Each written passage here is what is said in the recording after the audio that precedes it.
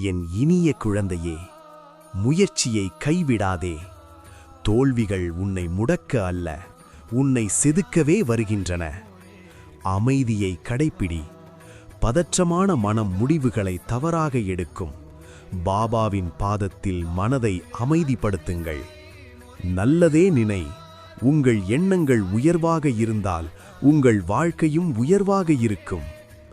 பாபா எப்போதும் சொல்வது போல, யார் ஒருவர் என்னை முழுமையாக நம்புகிறாரோ அவருக்கு நான் என்றும் கடமைப்பட்டவன்.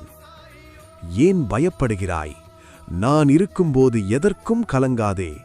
இது பாபாவின் மிக முக்கியமான வாக்குறுதி.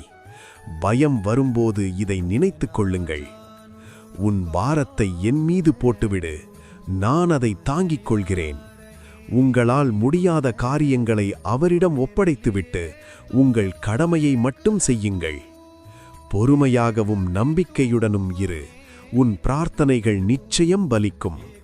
சபூரி என்னும் பொறுமை மற்றும் ஸ்ரத்தா என்னும் நம்பிக்கை ஆகிய இரண்டும் இருந்தால் எதையும் சாதிக்கலாம். நடப்பவை எல்லாம் நன்மைக்கே என்று நம்பு.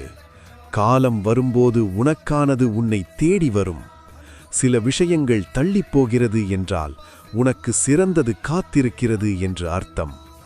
நீ எங்கே இருந்தாலும் என்ன செய்தாலும் நான் உன்னை கவனித்துக் கொண்டே இருக்கிறேன். நீங்கள் தனிமையில் இல்லை, உன்னுடன் நான் இருக்கிறேன். நல்லதே நடக்கும். ஓம் சாய்ராம்.